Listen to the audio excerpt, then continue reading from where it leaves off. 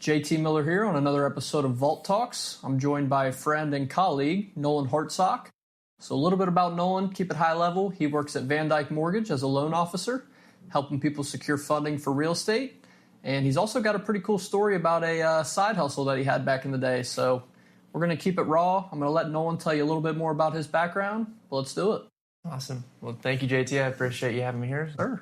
Forward to sharing some tidbits that might help anyone.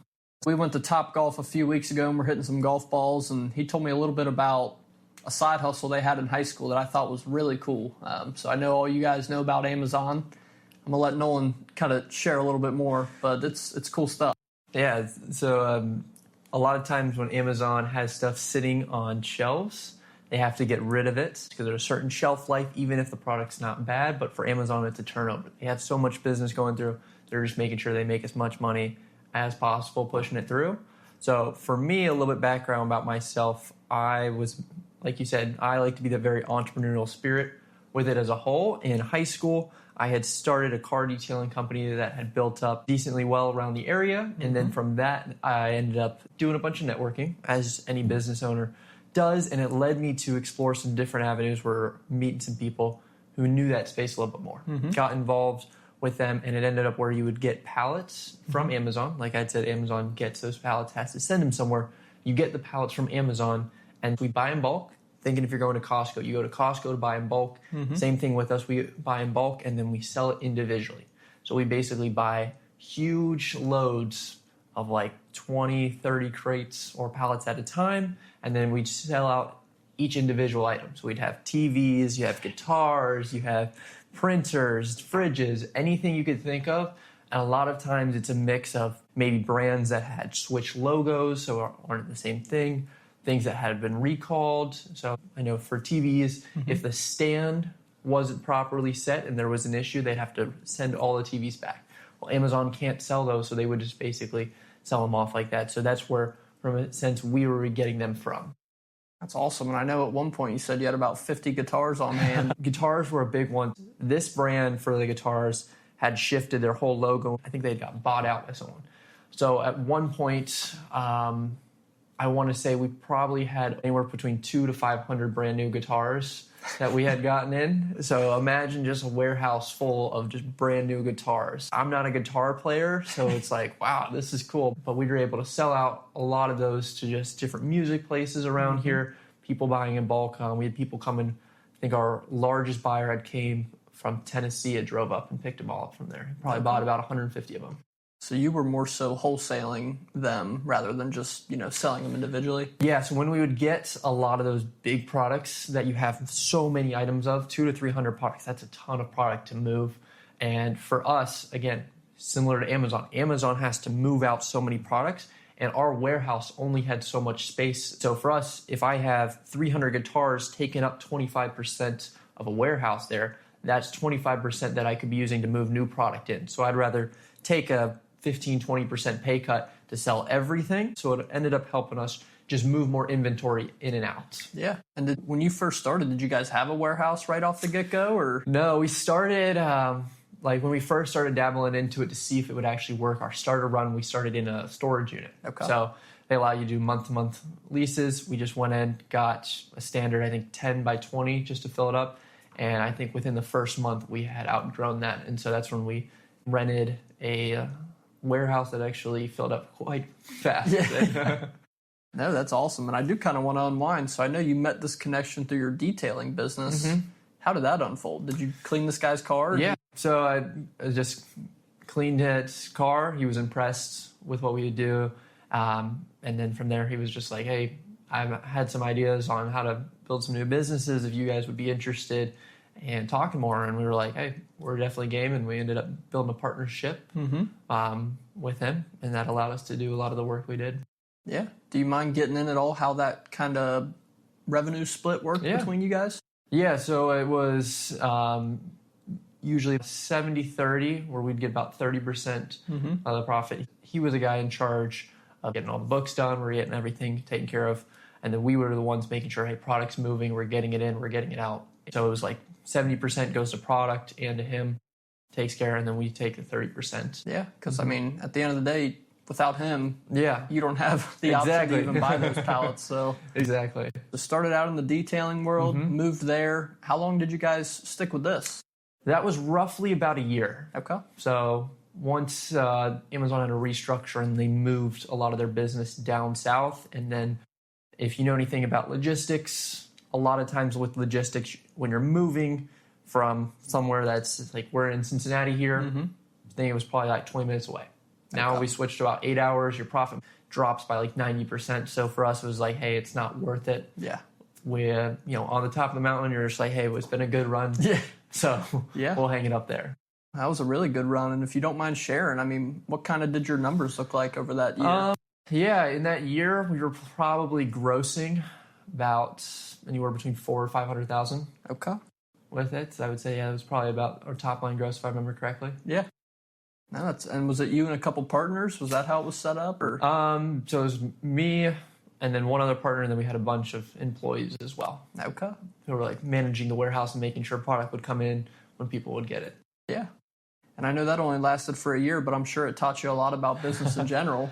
Yeah, a lot of mistakes for sure with it, understanding how product life cycle works, how to target the right people, and actually how to make sure your spread of your margins is correct and the whole thing. So it was a really big learning experience, but a whole lot of fun in the process. Yeah, and I know a lot of people nowadays are getting hip to the idea of reselling. I mean, you see it on eBay all the time, Facebook Marketplace.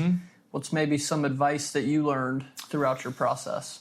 I would say if you're wanting to get into reselling, the easiest way to start that process off is to go to garage sales. So like when I was even younger, before I could drive, back in probably middle school, I would ride my bike to a bunch of garage sales. And there's a lot of money if you know how to negotiate. You learn negotiation with them and you learn how does it work without investing a lot of money. To give you an example of what is possible, I bought a Bible at a garage sale for 50 cents. 2 weeks later, I sold that Bible for about $75 on eBay. Wow. So for someone who's like a 14-year-old kid selling things, that's good money. That's great money right there. It's very little investment where you can find 50 cents on a sidewalk walking down, but you can then turn that into something where you have more money. So I'd say if you're looking to start to get into it, don't go, hey, I'm going to go top the food chain trying to buy all of that, because a lot of times you got to learn how does things work with listing on eBay. What are their fees structure like? How do I store things? How do I ship things correctly? There's a whole process of that logistic side that so many people underestimate, and that's such a big part of the business of reselling that many people will overlook it. And I would say if you're wanting to start into it, start with something like garage sales where it's very low upfront cost, low risk with it. So let's say if you bought something for 50 cents and it doesn't sell, that's 50 cents. You can go buy 5 other things. I'm sure you can make it up by just selling one of those. Yep. So you think eBay is probably the best place? Because I know a lot of people nowadays love Facebook Marketplace. Yeah. I'm always on Facebook Marketplace, but man, I'll tell you what, when I put a listing up, I put in the description, I will not respond to is this available, because that is my pet peeve, putting something up on Facebook and I get 10 messages. Is this available? Crickets. Never hear from them again. It's a hit or miss with Facebook Marketplace. When we were doing a lot of reselling and from our Amazon side, we used Facebook heavily. Just because at that volume, we're doing a lot more big items where it makes sense to be moving them on Facebook Marketplace because we don't have to ship them out. When you're doing smaller items, a lot of times it makes more sense to sell on eBay because you're getting more eyeballs on eBay. Facebook Marketplace, it's a very small local market. So it really depends. If you're in a big city, it can be awesome.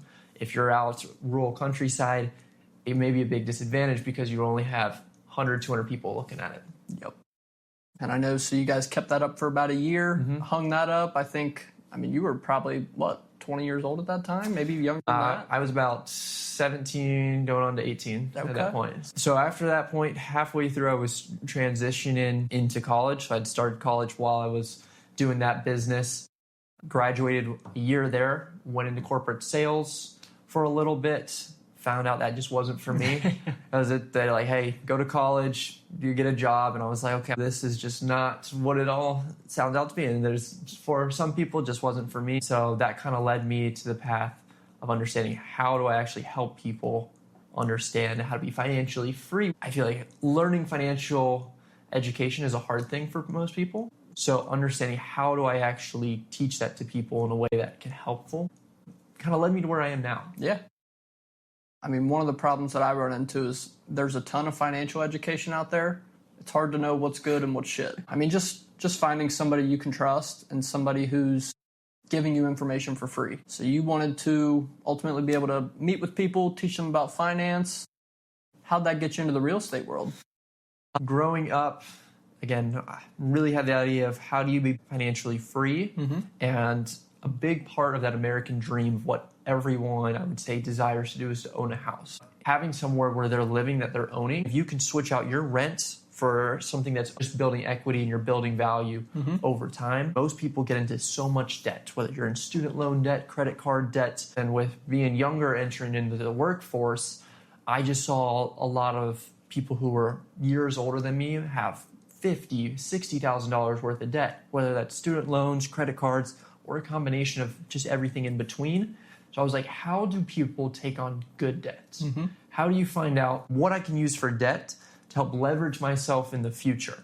And that for me was like, lending makes a lot of sense. Yes. You can buy real estate. I know you've talked to many people, know many people in the real estate space where you would take advantage of that debt, use little money of your capital or using the infinite banking where you put that down and then now you can buy a bigger asset with someone else's money. That becoming the bank. So for me, it was like I can also help educate people on how do you actually take real estate and how do you make money?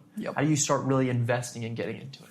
So this is a path where I feel that so many people have misinformation about, and there's so many things out there that people talk about, hey, you could do this, you could do this, but understanding here are the steps that people can actually take. I would have loved to have education like that when I was younger of like, hey, what other things could you do with your money?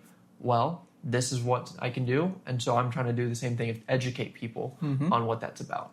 And I love how you touched on leverage. That's one of my favorite things to get into. If you guys know anything about me by now, you know I teach the infinite banking concept. And obviously, I think me and you probably grew up pretty similar. You know, debt's bad. That's kind of what I was always taught. You know, don't go into debt. You owe somebody money. Use your own cash. There's no cost to using cash. And I'm a pretty big believer that most people that build wealth build it through leverage. They build it through using other people's money. Because, I mean, you were just talking about it with real estate. DSCR loans. You want to touch on those a little bit? Because I'm sure some of the listeners have heard of it. Maybe not. Yeah, we could definitely touch on that. But before I go into that, I want to build off what you were saying on that leverage aspect. But it's a big thing for most people who don't understand the returns. If you're looking to invest in real estate and you're wanting to get into that, a lot of people are like, hey, you know, I see real estate giving out 3-5% returns right now, depending on where you're at. And you're like, the S&P 500 right now or the stock market's giving out 10%. And you're like, okay, well, let's break down the numbers with it. If you have 10 grand to put in, 10% of that is $1,000. But if I'm buying a $500,000 house, 5% is a lot more than $1,000 on that. So you're looking at a bigger vehicle that you're using as an asset, even though you're not owning that much. You could have put the same amount of capital into it, but you get a whole different return because the size of your overall asset is bigger. So that's a big thing with, let's go back to the DSCR point. People who are looking at DSCR, a lot of times it's cash flow combined with that equity gain. So you're putting a certain amount of money up and you can be flexible. Sometimes you can get as low as 15%. You can go up to like 25, however much people would feel comfortable with. A lot of times people's taxes are messy. Self-employed people are like, how do I write off everything? And it's like, that's what we want you to do. You don't want to pay the government more money than you have to. So DSCR loans allow people to not show their taxes, not show any income, just buy the property and say, I'm going to take my money, I'm going to park it into a piece of real estate, and I'm just going to let the cash flow from this house allow me to buy that house. And so it's a big thing for people to start really multiplying how many houses they own. You just need a lump sum of cash. And yet, again, where you're talking about the infinite banking side comes in, we seeing a lot of people who do that can make huge leaps, not only just with their money, but really accelerating their wealth even further. The name of the game is the velocity of money. How many times can you turn the dollar over? How many more properties can you buy? Your DSCR example, that's 20% down.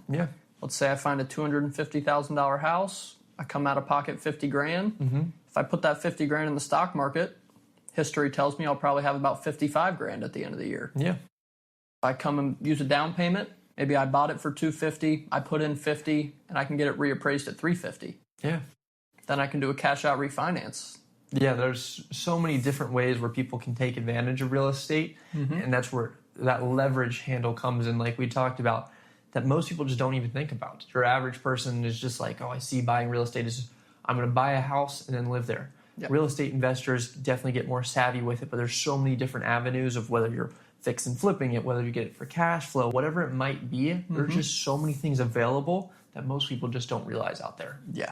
Can you, in case the listener doesn't know, can you explain how a cash out refi works? Yeah. So let's say you have a property and you have your mortgage on it. The amount of loan, that is basically what you still owe to the bank. Let's say for round numbers, you have a $200,000 house and you have $100,000 on it. Well, now you have $100,000. That's 50% of the overall equity, what it's worth, that's owed. Then you can take the remainder, which is $100,000, and depending on your financial circumstance with it, you can borrow, not all of it, but a portion of that remaining 100 to pull out. Yeah. Now you can use that money really for whatever you want. You can use it to buy another piece of real estate. You could use it to go buy a boat. You could use it to pay off debt and consolidate it. But you're kind of pulling that equity out of that house and putting it somewhere else. Yep. So you're really just being like, hey, how do I use the equity here to make something else happen? Kind of what I always tell people with infinite banking, we need access to our money. We're going to borrow against our cash, so we're going to take a loan. And as you guys know, loans aren't taxable. From my understanding, a cash out refi works the same exact way. So a lot of times these real estate investors can get more out than what they put in, not pay tax, and roll it into another property. Yep.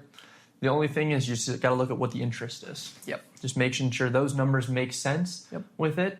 Another question I just thought of, this is a little bit off topic, but I hear people all the time talking about, should I do a 30-year or a 15-year mortgage? That is a great question. If you do a 30-year mortgage, you're stretching your payments out over a longer time horizon, but you're getting a smaller payment.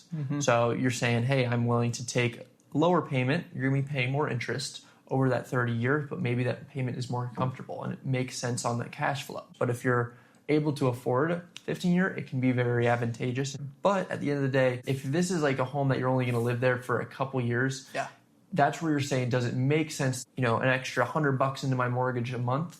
Or I could be putting that money somewhere else and making that work for you. So it's like, it really depends on what you're looking for in terms of your financial goals. Both are great. Both have their benefits. Both have their cons with it. Yeah. And like you mentioned, all dependent on the person. Like for me, I'm kind of okay to pay a little more interest because if I free up $1,000 a month, I think I can create a lot more opportunities that overcome the interest I'm going to pay. 100%. It really just depends, what are you doing with that extra money? Can you afford it, and are you doing something valuable? Maybe the 30-year makes more sense because you're willing to pay a little bit higher interest over a long term, but you can know your money is going to be making more than that interest would be costing you. Just thought of this one. Home equity lines of credit. I bring these up a lot because people, they ask me, how does it work taking a loan against what I have for infinite banking? And I love to use the home equity line of credit example. Let's say you had a $500,000 home. You want to pull out $100,000 to go do the kitchen. Put a deck on the house, whatever the case. You're going to borrow $100,000, but what I always tell people, your home doesn't recognize whether the equity's there or not. If I go list it tomorrow, it's not like I'm only going to be able to list it for $400,000.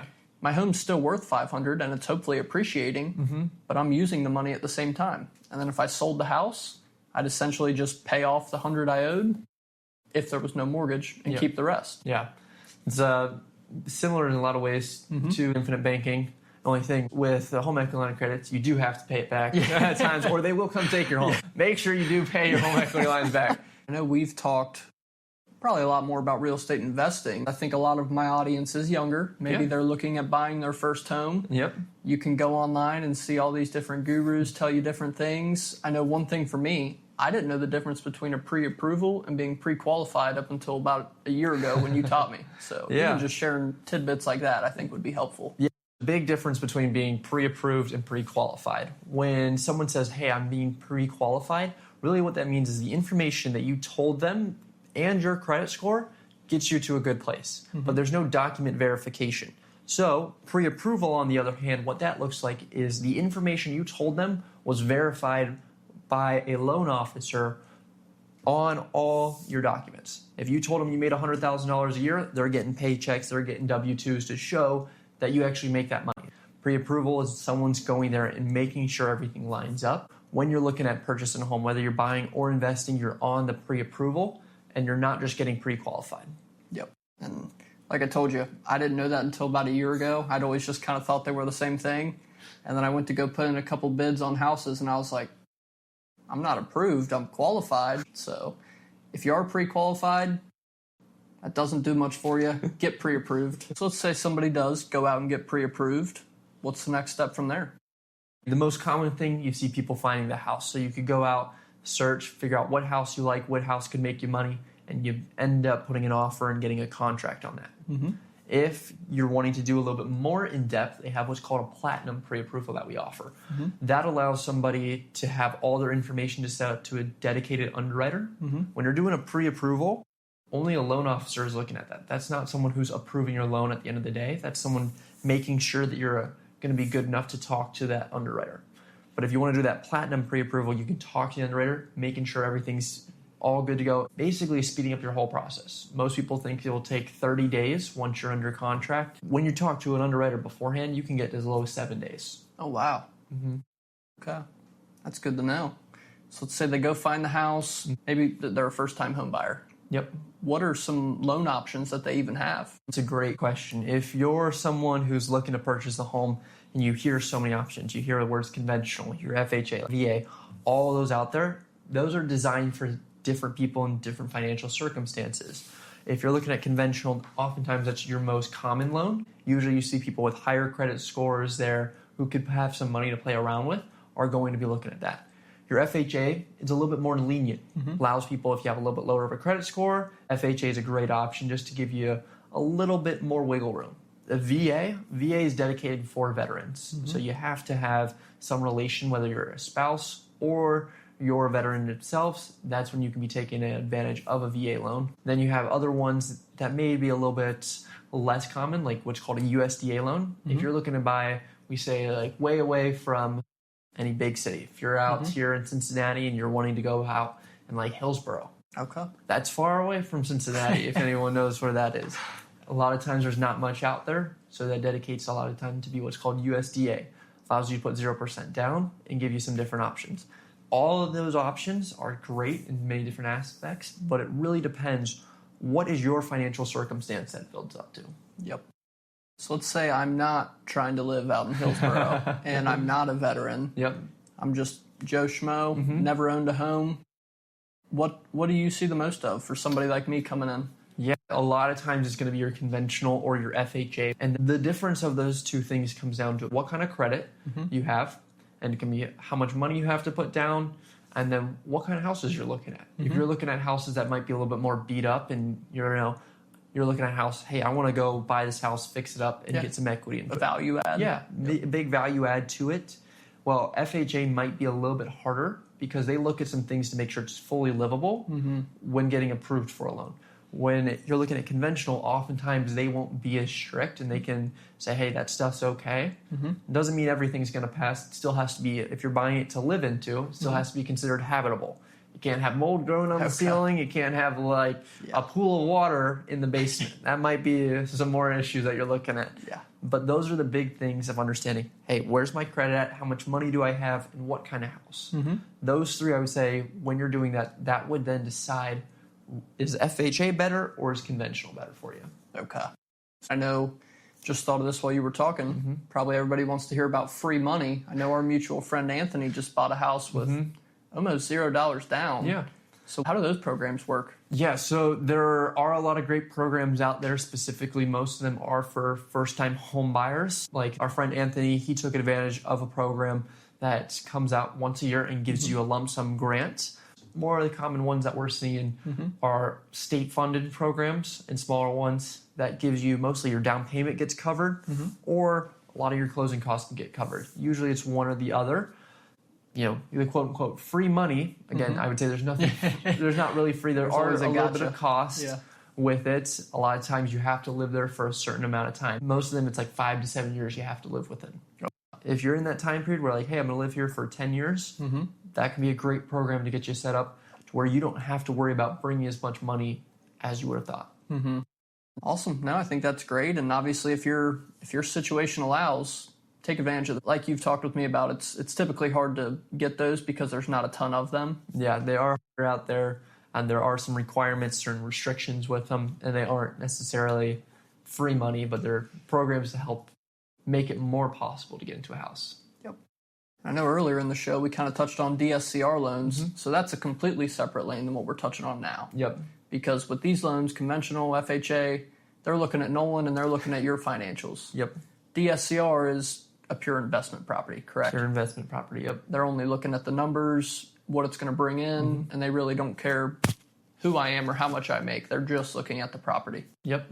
All it's saying is, do you have enough money that you can be putting down this money for yourself of that house? Okay. You can't get that as a gift. You can't have, hey, my dad's all going to come in here and give me $50,000. They're not going to let that fly. It's like you have to have that money that you're putting down for it to show that this is yours and you are owning it just with your money. Doesn't look at any income, just your credit and how much money you have. Yeah, and I know you work with a lot of real estate investors. I mean, I'm sure you're dealing with them day in and day out. What have you seen firsthand? Because you're dealing with these investors, whether it be how they're structuring their deals, if they're doing rentals, if they're doing mostly fix and flips, kind of what's cooking out there right now? Right now, we're seeing a lot more of your DSCR loans for long-term hold. We in the past, we'd seen a lot more short-term, where you're doing like your Airbnbs, you're doing your VRBOs. That market has, I would say, significantly slowed down. I would say really shifted towards people are holding them and want the cash flow of the property. Is like, hey, can this property sustain itself?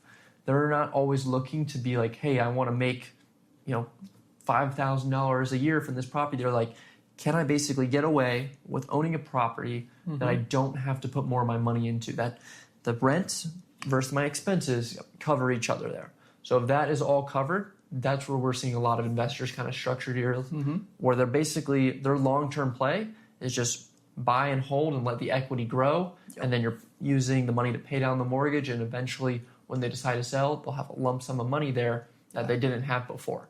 And that allows them to really start buying multiple properties up with it and get in a big place. And I would say most of the time right now, we're seeing a lot more multifamilies being purchased. Like you mentioned, you're letting a tenant pay down your debt while the property's still appreciating. Yeah. So kind of like what you mentioned, I think most people, the cash flow is great, but that's not really why you're doing it at the end of the day. You're getting to own an asset that somebody else is paying down the debt service on. Yeah. All the while, it's going up in value, hopefully, every year. I mean, you said it's anywhere from 3 to 5% a year on average. I would say that's more of the conservative end that we've seen. When COVID happened 5 years ago, we all remember house prices skyrocketed. So we like to say, hey, maybe look for 3 to 5% as what you'd want to be aiming for. We've had properties double since like 2019. That's an anomaly for most properties. They're not going to double in 7 years. But we just like, if you can have that steady appreciation of a house right now, hey, you're winning right now because you have such a big asset. Comparatively, like your $50,000 goes a lot farther when you're appreciating on $500,000. That's what we're seeing a lot of real estate investors being like, I'm willing to play the long game with it. And they're not being like, hey, I just want to short in and out. After COVID, it's been a little bit crazy with things going on. You have a lot strange, I would say, political environment where people have a lot of tensions, and it's causing a lot more uncertainty. So at the end of the day, they're looking at what can I do long term where it's weathering that storm and making that money over time. And so we're seeing a lot of real estate investors kind of turn that way from where they were before. I love that mindset that you brought up. Everybody nowadays is obsessed with rate of return. What rate of return can I get? What's a lot more important, in my opinion, is what volume are you earning interest on?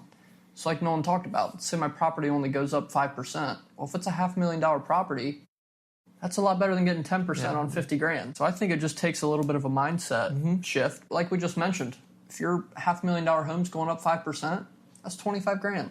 Yeah. If I get 10% on my, let's say my down payment for that house was $50,000. Yep. I get 10% on that, I get $5,000. And obviously they serve two different purposes. I'm not here to downplay the market. They're just different buckets. I believe the market is more set it and forget it money, and you really don't want to have to touch it. I think it's a good blend, but the more knowledgeable I get, the more I lean towards real estate, just for the tax benefits, the appreciation, borrowing other people's money. Yeah, I would say it's the diversification as a whole. It's like, don't put all your money in real estate. Don't put all your money into investments of like S&P 500 in the market. It's like, make sure you have a good blend. And we've seen housing market, people say it can be crashing, but there has been no, I would say, major economic signs that experts are saying that it's not going to be at least crashing substantially anytime soon. So you're having a balance of, hey, I want to make sure I have some stuff in the market, maybe some stuff in bonds, maybe some stuff in real estate, but you're all set up. So at the end of the day, you're putting yourself in the best position to where you're taking the most comfortable risk, and you're making sure your money is still making money for you.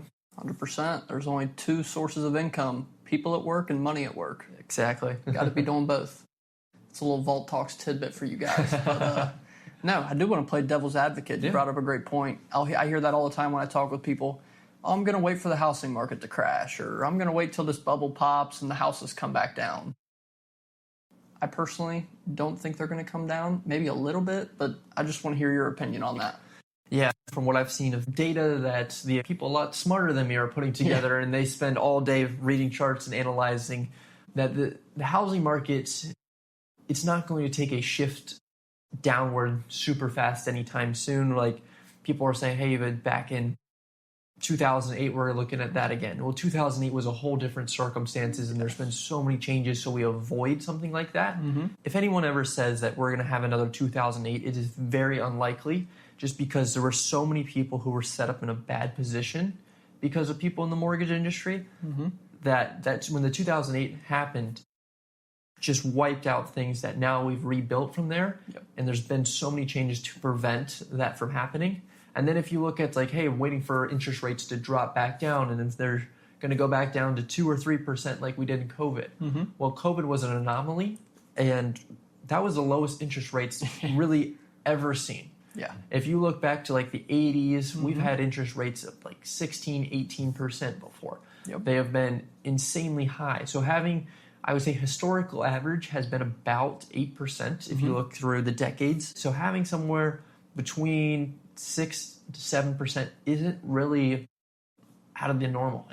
It feels weird because in COVID, we took a steep turn up all of a sudden, and a lot of people are holding that 3.5%, 3%. So I would say there's not as much movement in the market as there was 5 years ago, because so many people refinanced, so many people bought a house. And if you're holding a house where you're sitting there and it's like, hey, I could go from having 3%, 3.5% interest rate to now having a 6.5% interest rate, and my payment jumps, meaning I can buy the same house or getting something new, but I have to jump my payment that much higher.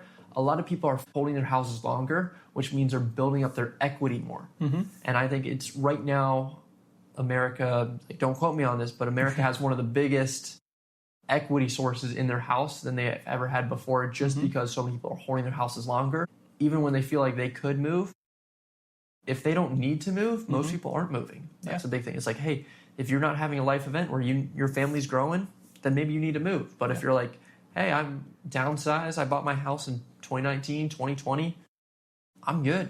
I'm like, this house suits what I need. Maybe it's not everything I want, but for the payment I'm getting, it's hard to beat. And that's why I'd say the housing market doesn't seem like it's going to collapse. There's a lot of things that indicate that it wouldn't, but the biggest things, the equity that people hold is so substantial to what they were holding like 2008, where people were just maxed out on debt and leveraged to the max. I love it. And one of my favorite movies is The Big Short. Shout out to Steve Carell, one of my favorite actors. I love The Office. But no, I think that was awesome. Kind of painted a picture for maybe a first-time home buyer, an investor. We covered some infinite banking. We kind of hit on everything today. So if anybody needs a loan, you know where to go. But where can they find you? Yeah, I mean, you can find us online if you look up Nolan Hartsock, Van Dyke Mortgage, or feel free, shoot me a text, give me a call. It's at 513-883-0310. There we go. Well, if you guys have any questions, or even if you just wanted to pick Nolan's brain about his Amazon business back in the day, they've got a Topgolf membership. I don't know if I'm allowed to share that, but during business hours, Monday through Friday, you're allowed to go to Topgolf at no cost. So throwing that out there. Go hit some golf balls, learn about how to buy a house. But again, I hope this was helpful for you guys. Appreciate you coming on, Nolan. Thank you, JT. Yeah, so this was another episode of Vault Talks. We look forward to seeing you on the next one.